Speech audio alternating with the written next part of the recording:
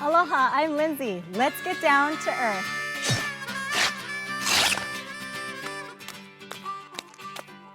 Aloha and welcome to an episode of Down to Earth Kauaʻi TV. Here we are with Farmer Cody at the farm at Hōkūala. Can you tell us how old the farm is? The farm is only 3 years old. This all began in 2018. It used to be a golf course about 10 years ago, and since then it was conservation land. So when they decommissioned the golf course, it became wild, full of weeds, full of feral pigs and chickens. Coming into it, I thought I could revitalize the landscape into a food forest. The first crops that we grew here were the canoe crops. Those original crops that the Hawaiians brought over. We educate children on the importance of these crops. For instance, the coconut, which is like a tree of life for the Hawaiians. It allowed them to make your hats, the papale.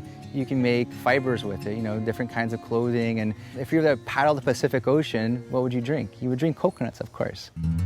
We grow all the canoe crops, from the olena, from the maya, and we also conserve them to maintain their legacy here. And the best part is we also send roughly 40 different ingredients, fresh crops, to the kitchen, Hualani's kitchen at Timbers Resorts. In Hawaii, there's 200 different varieties of avocado.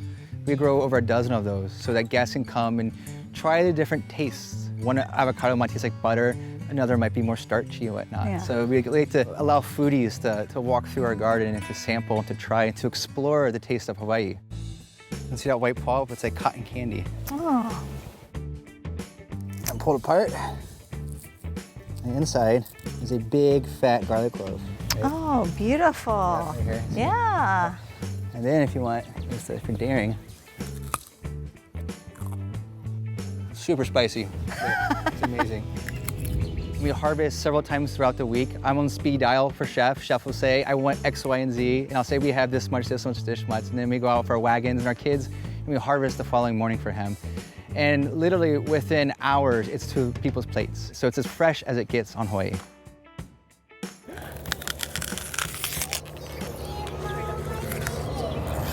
Sweet, yeah? Yeah. Yeah. And to keep it real, you can have a piece of kale and make a salad in your mouth.